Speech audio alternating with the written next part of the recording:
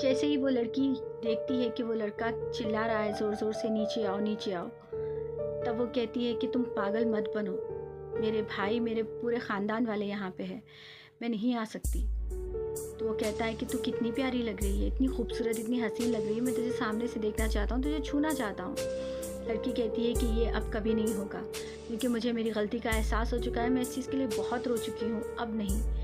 लड़की कहती है कि मैंने अपना दिल खट कर लिया है, मैं अब ये गलती दोबारा नहीं करूँगी। लड़का कहता है कि मुझे नहीं पता, अगर तुम नहीं आओगी तो ऐसे ही उल्टे कदम चलते चलते मैं बीच रोड पे ठहर जाऊँगा और अपनी जान दे दूँगा तुम्हारी आंखों के सामने।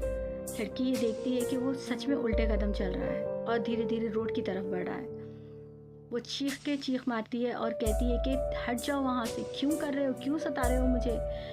और शादी खाने के लोग उसे पलट के देखते हैं तो वो कहती है कि नहीं, बस थोड़ी सी प्रॉब्लम आ गई है फैमिली में और कुछ नहीं।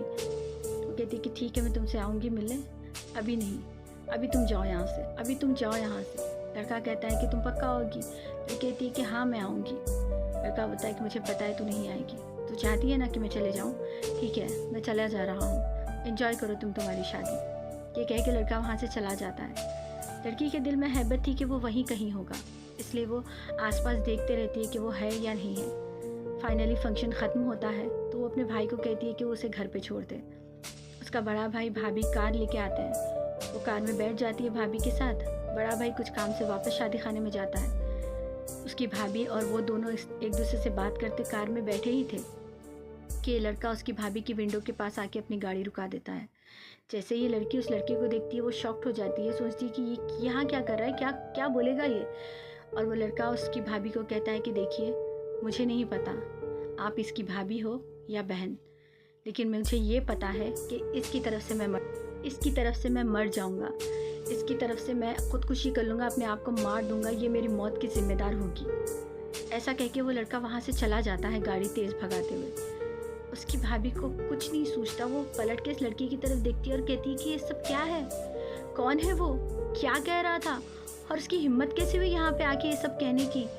लड़की बोलती है कि भाभी ऐसा कुछ नहीं है, भाभी आप यकीन माने मैं नहीं जानती उसको, पता नहीं वो ऐसे क्यों बोल रहा है, वो कौन है मुझे नहीं पता। उसकी भाभी उसे बहुत ज़्यादा डांटती है, कहती है कि अगर नहीं तो फिर ये इतना सब कैसा, तेरा नाम कैसे ले रहा है। लड़की कहती है कि मैं नहीं जानती, मुझे नहीं पता ये कौन है, आप प्लीज़ भैया को मत बताना वरना बहुत ज़्यादा प्रॉब्लम हो जाएगी। उसकी भाभी समझाती है उसे कि ठीक है मैं भैया को तो नहीं बताऊंगी, लेकिन ये गलत है, तेरी शादी हो चुकी है, तेरी खुद की एक फैमिली है और तुझे ये सब नहीं करना चाहिए, ये आगे चल के तेरे लिए बहुत ज़्यादा प्रॉब्लम क्रिएट कर सकता है। वो कहती है कि हाँ भाभी मैं पूरी कोशिश करूँगी कि कुछ ऐसा ना हो, आप प्लीज़ बस भैया को मत बताना। फाइनली वो घर चले जाते हैं। ये चीज़ को वो जैसे ही बर्दाश्त नहीं कर पा रही थी, उसे समझ नहीं आ रहा था कि ये ऐसे क्यों कर रहा है, मैंने कितनी बड़ी गलती कर ली, मैं ऐसा कैसे कर सकती हूँ, मैं इतनी पागल कैसे थी कि इसके बातों में आ गई। और तभी इस लड़की को फिर से वही दर्द स्टार्ट हो जाता है, इतना ज़्यादा दर्द कि वो बर्दाश्त नहीं कर पा रही थी, इतना ज़्यादा कि उसे ऐसा लग रहा था कि वो अब मर ही जाएगी। उसने सोचा कि मैं फिर से जाके अभी इलाज सही से करवा लूँ तो बेटर होगा। और वहाँ पे उस लड़की के कॉल पे कॉल कंटिन्यू आ रहे थे, वो इससे बात नहीं करना चाह रही थी। 15 दिन गुजर गए, इस लड़की ने उससे बात नहीं की, बट वो दर्द भी उसका बढ़ते जा रहा था। उसके बाद उसने सोचा कि मैं क्यों ना हॉस्पिटल जाऊँ और हॉस्पिटल जाके ये सारी चीज़ों को बताऊँ और क्लियर करूँ कि क्या है। उसका पेट इतना ज़्यादा दुख रहा था कि वो संभल नहीं पा रही। हॉस्पिटलाइज होने के बाद जब उसका चेकअप किया गया तो पता चला कि उसके पेट में बहुत ज़्यादा इन्फेक्शन फैल चुका है और वो प्रेग्नेंट है। जैसे ये न्यूज़ वो लड़की सुनती है उसके तो होशो हवास उड़ जाते हैं, क्योंकि वो ऑलरेडी 1.5 महीना पेट से थी।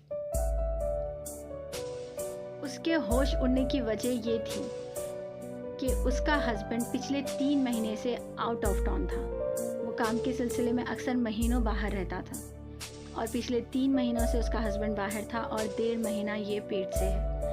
ये ना तो अपने घर में बता सकती थी, ना अपने सिस्टर्स को बता सकती थी, कोई इसका करीबी नहीं था उसे बताने के लिए। इसके होश हवास उड़ गए। जैसे इसे पता चला वो घर वापस आ गई। उसने अपना ट्रीटमेंट तक नहीं करवाया, बस रो रही थी, हुमक रही थी, क्या करूं क्या करूं। फिर उसे एक सहारा नज़र आया, वो थी उसकी बड़ी बहन।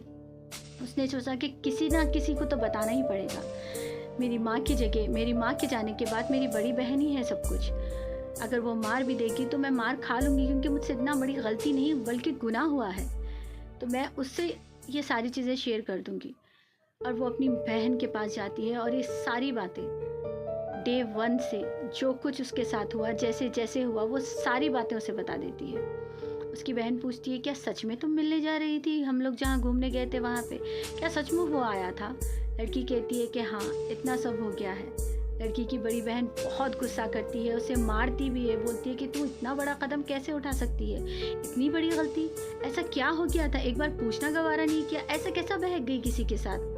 कोई भी बोलेगा चल देगी उसके साथ, कोई भी बोलेगा बैठ जाएगी कार में, कोई भी ले जाएगा रूम में चले जाएगी साथ। बहुत ज़्यादा उसे डांट लगाती है और मारती है, गुस्सा करती है, लेकिन क्या करे, जान से तो नहीं मार सकती थी। फिर उसके बाद वो खुद ही